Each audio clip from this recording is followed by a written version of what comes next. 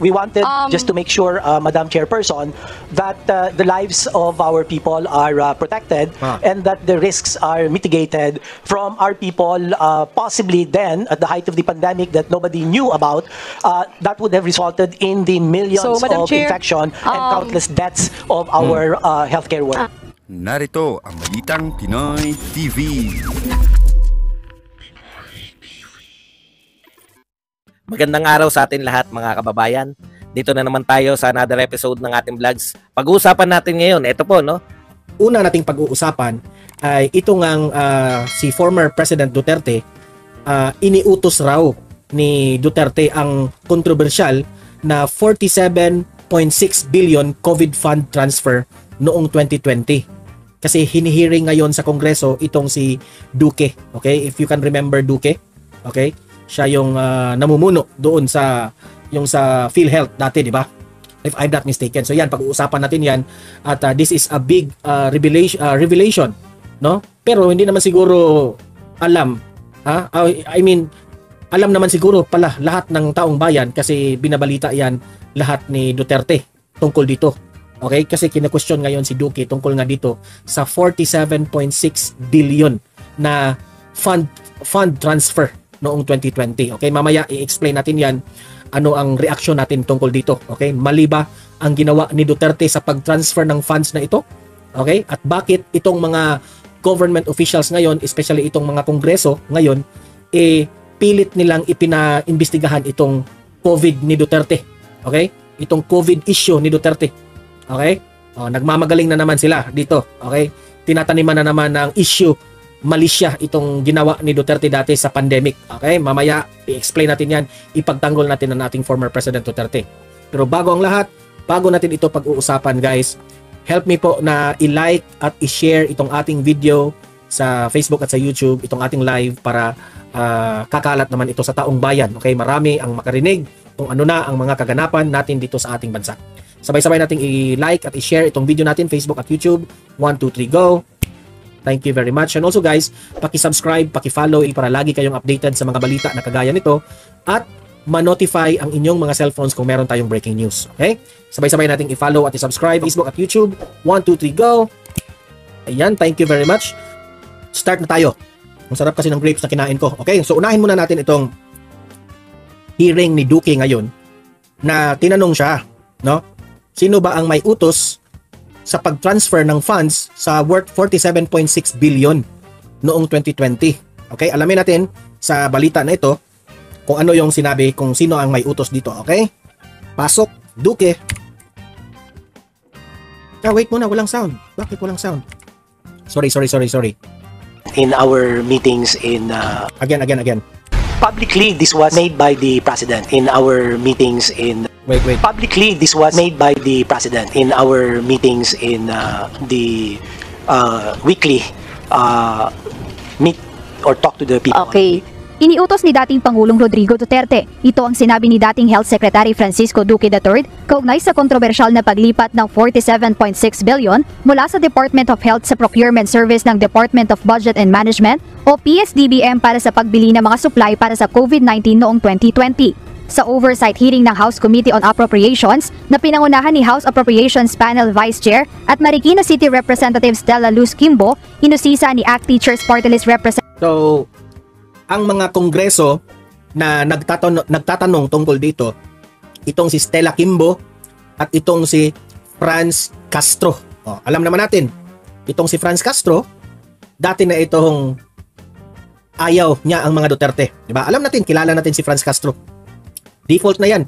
Kapag mabanggit ang pangalan ni Castro, ganyan na talaga. Galit yan sa mga Duterte.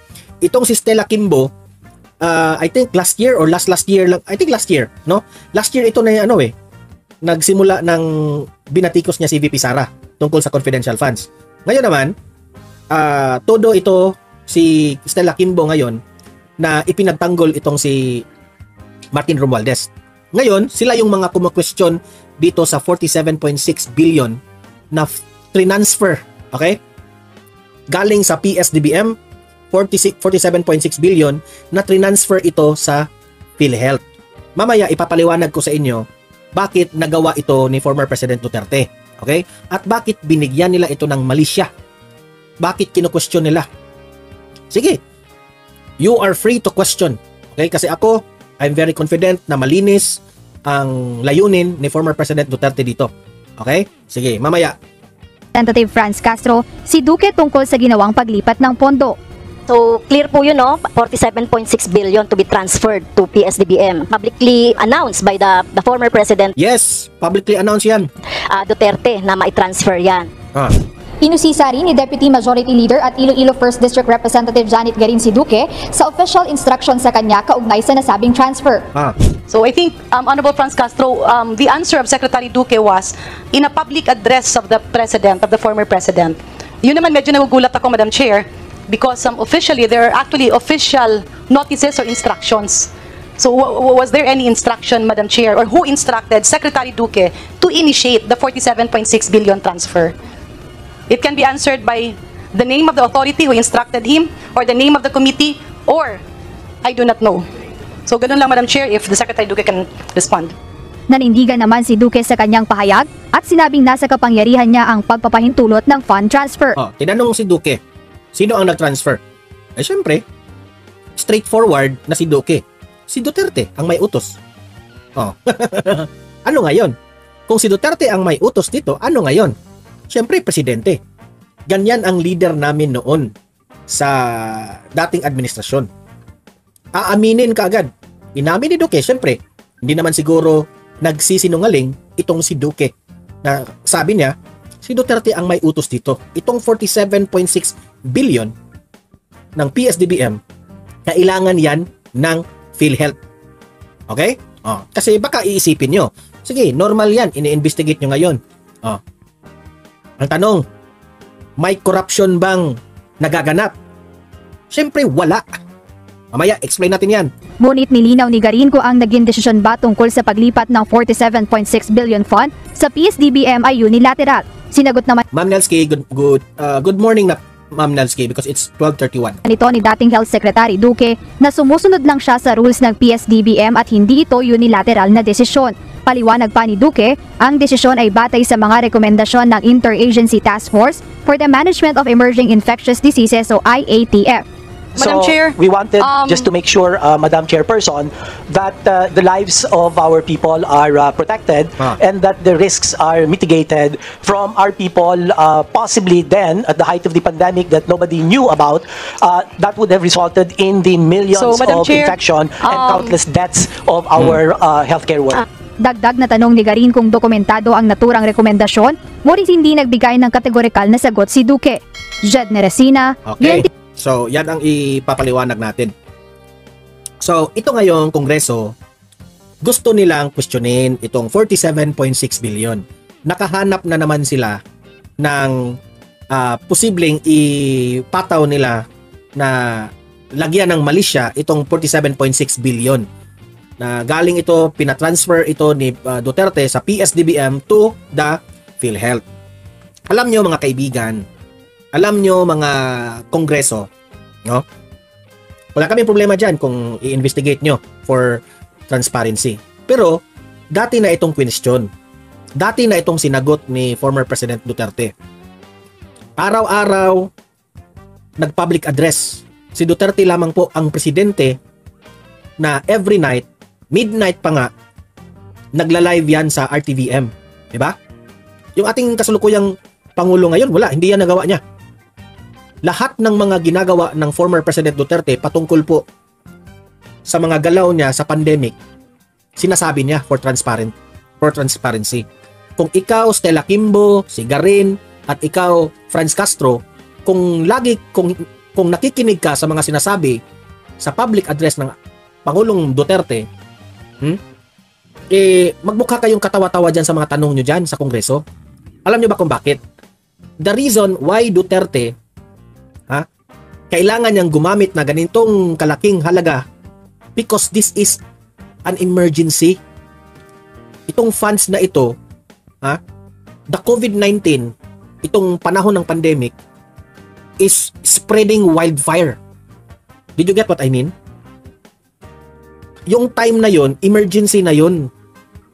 Itong pandemic, nakasalalay po ang buhay ng mamamayang Pilipino, ang taong bayan, at pati itong mga medical, mga doktor, mga nurses, yung mga frontliners natin, nakasalalay po ang buhay nila.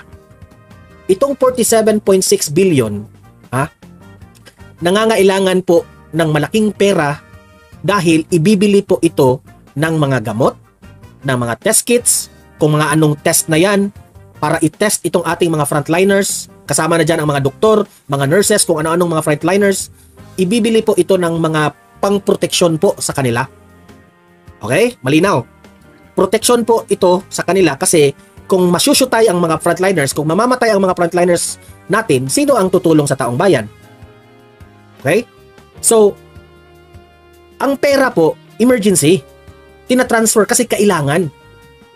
Si Duterte is aftering na yung death rate natin is umulbong pataas.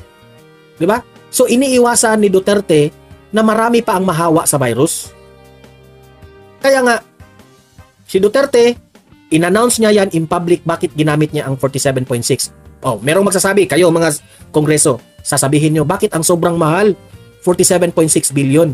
In-explain rin yan ni former President Duterte bakit mahal ang 47.6 billion na COVID fund transfer na ito. The reason is that itong mga PPA, PPEs or PPAs, yung mga kasangkapan para maproteksyonan ang ating mga frontliners, is also in demand at that time. What do I mean by in demand? Kung in demand ang isang bagay, sobrang mahal po ang mga kasangkapan nito. Yung mga protective gears sa ating mga frontliners, yung mga test kits na sobrang mahal. Okay? Aabot yan ng ilang bilyon. Kahit nga isang PPEs, yung kinukuha ni Duterte, hindi yung mura, yung mga mamahalin. Alam nyo ba kung bakit? Kasi at that time, nagkulang na po ng supply ng mga first aid na mga pang-pandemic. Itong mga PPEs, itong mga face mask, para i-cover ito sa mga frontliners natin. Okay? At remember, hindi lang sa Luzon ang kino-cover nito. Kino-cover ito ng Luzon, Visayas at Mindanao. At this time, kailangan na talaga gumalaw. At that time, kailangan na talagang gumalaw ng gobyerno natin. Kasi kung hindi gagalaw, tataas at tataas yung death rate. Okay? So, syempre, ang tanong nyo kay Duque kung sino ang may utos dito sa pag-transfer ng funds na ito, syempre, sabi, Duterte. Ay, hindi ko yan makakalimutan. Inamin yan ni former President Duterte. Kung gusto nyong ipatawag si Duterte tungkol dito, ipatawag nyo. Kasi ito lang ang basa ko. Ito ang basa ko dito sa mga taga-Congress ngayon.